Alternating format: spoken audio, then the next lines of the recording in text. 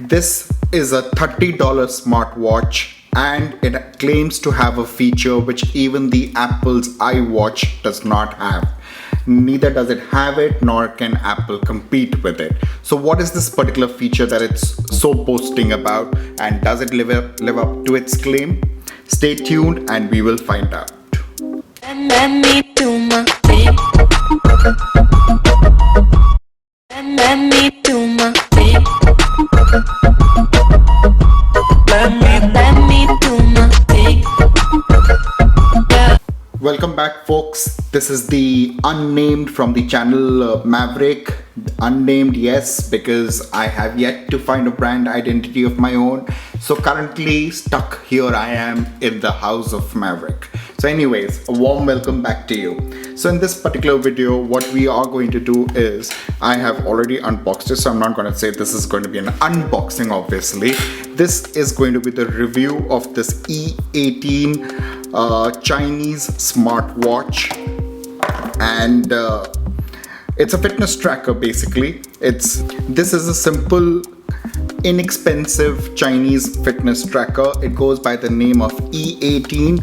Inside we have a standard looking box here, as you can see. It sports certain modes like running. It's got these certain features. It's got the running, it's got the running sports mode, it's got the step counter, it's got the calories burned, it's got a notification center, it's got your standard pulse rate detector. So what is it that really makes this different, and why am I claiming, or why is this company claiming that this is a different, or rather it's got a feature which will beat the Apple iWatch? First, let's just go through a quick look at the watch itself. This is the standard watch. It's unlike they claim that it's a touch feature watch. It's actually not a touch feature. This whole screen, it's not a touch screen as they would like you to believe. In fact, if you can just see, they've got a button right here. So all you need to actually press the button and then swipe, and then swipe, and then that's the pulse meter, then swipe again, that's the running, swipe again, that's the message, any kind of messages rather. Then you have the stopwatch here. You have the on and off and the reset. Right now it's blinking because it's trying to detect the pulse basically. I think I accidentally put my finger over it or something like that. So yeah, so features are very, very standard. Besides this particular one feature that I was talking about, the remaining of the features are quite standard and not really worth mentioning. It's got an app. It's a fairly generic app that it's got. It's by the name of, where is it? Wear Health. Yep. So this is the app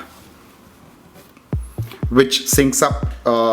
Your watch will sync up to this particular app. It will show you your steps, your sleep pattern. Basically, it's a generic app which I think a lot of Chinese companies, they've kind of programmed their smartwatches to be compatible with. So a lot of these smartwatches coming from China who do not have a dedicated app of their own, they will sync up to this particular app.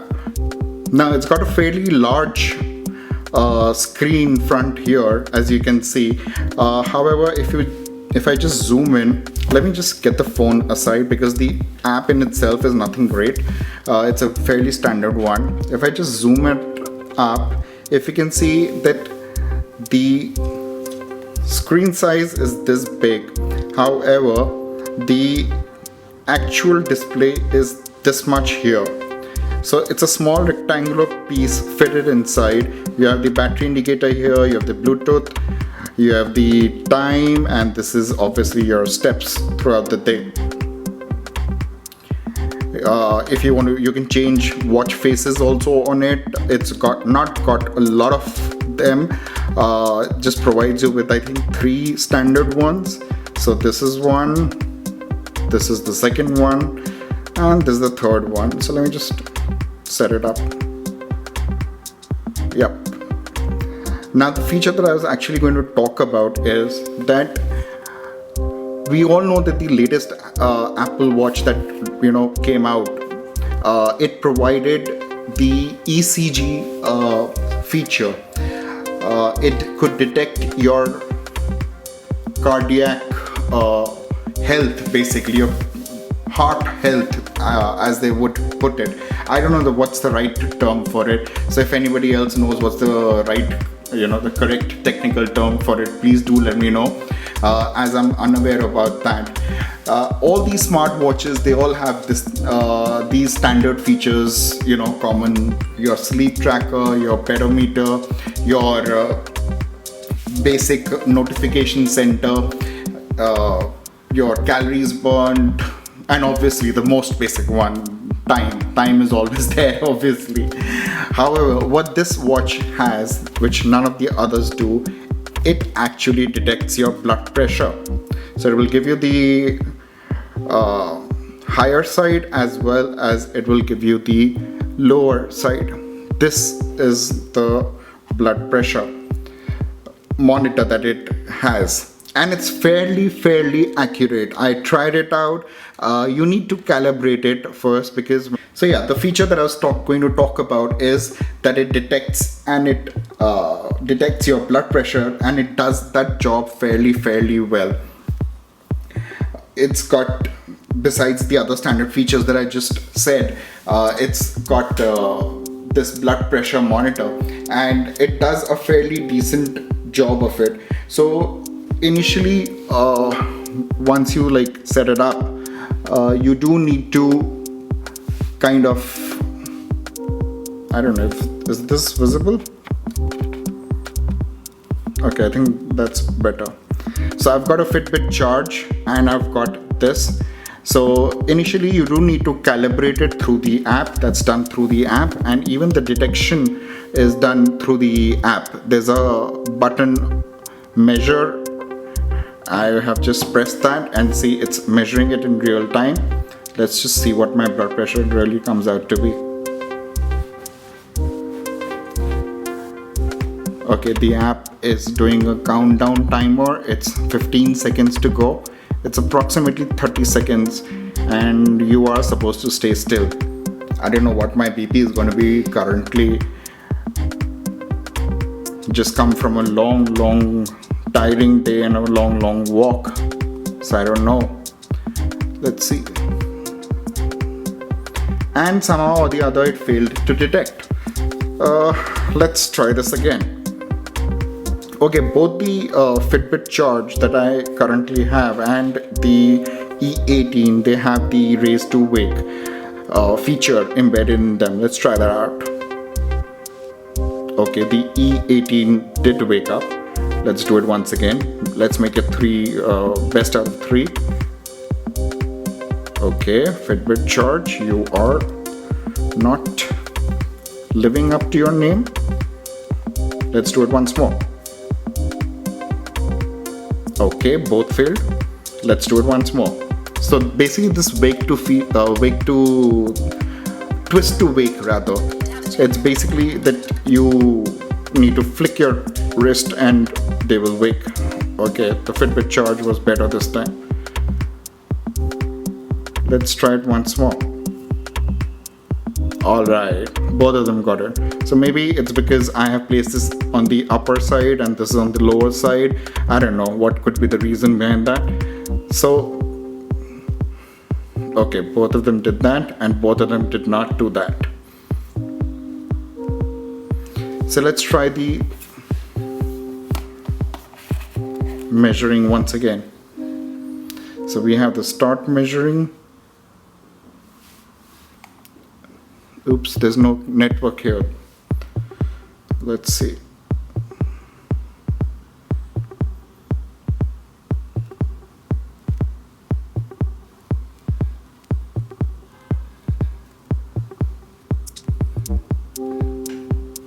So there's a countdown timer that's currently going on. It's 13 more seconds to go.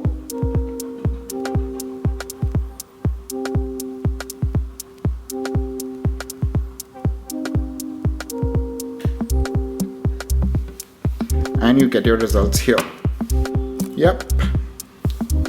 I don't know how accurate these results are because this is fairly on the higher side. I mean, this is drastically higher. The systolic is 150 and the diastolic is 96. And while my pulse is 99 beats per minute. So I don't know. Anyway, that was it. That was the review of the E18. The pedometer does its job. The sleep tracker is a bit up and down, but Fitbit is undoubtedly the undisputed leader in sleep tracking. The rest of them, notification and all, that's fairly standard. And as far as the design is concerned, it's a bit unique design. It comes in different colors as well. So this is a blue silicone strap with the silver dial here, and you have different options. I got this from AliExpress, I think. Yep, I got this from AliExpress. If you guys are interested, I'll leave the link down below. So for $30, many smartwatches out there, which are being imported from China, whether they're being imported to the US, to the Europe, to Canada, to India, to Asia, to wherever, and they all are roughly in the $10, $30, $40, $50 range. I'm talking about these generic unbranded ones here. So for a $30 smartwatch to really stand out from its competitors, they have provided you with a blood pressure monitoring unit and blood pressure monitoring feature, and that's what really attracted me to it, because I do suffer from high BP and a fast pulse. So this is what really attracted me to it, and I wanted to check it out. Of course, you do need to make your own standard deviations here. You do need to kind of wing it, I would say. Take a reading from this one and then take it from an actual blood pressure monitor, and then kind of adjust the difference in itself every time you do again take a reading. Battery life, they have claimed that it's about 5 days, and it's a fairly light watch. It's about 24.2 grams. It's got a TFT display screen. It's got a battery life of battery capacity of 105 mAh, and it says that it's got a standby time of 15 days and a working time of 3 to 5 days. I personally feel that if you have the blood pressure monitor and the pulse detector continuously switched on, that the battery life is going to drastically decrease from the 3 to 5 claimed days to about say 1 or 2 days. And if you switch them off, you might very well get the 3 to 5 days that the company is actually claiming. So anyways, that was it. This is the E18, and I'll leave a link down below. So for all of those who are new to this particular channel and who are new to my voice, I would ask you to please do subscribe, like, comment, share the bloody video, whatever.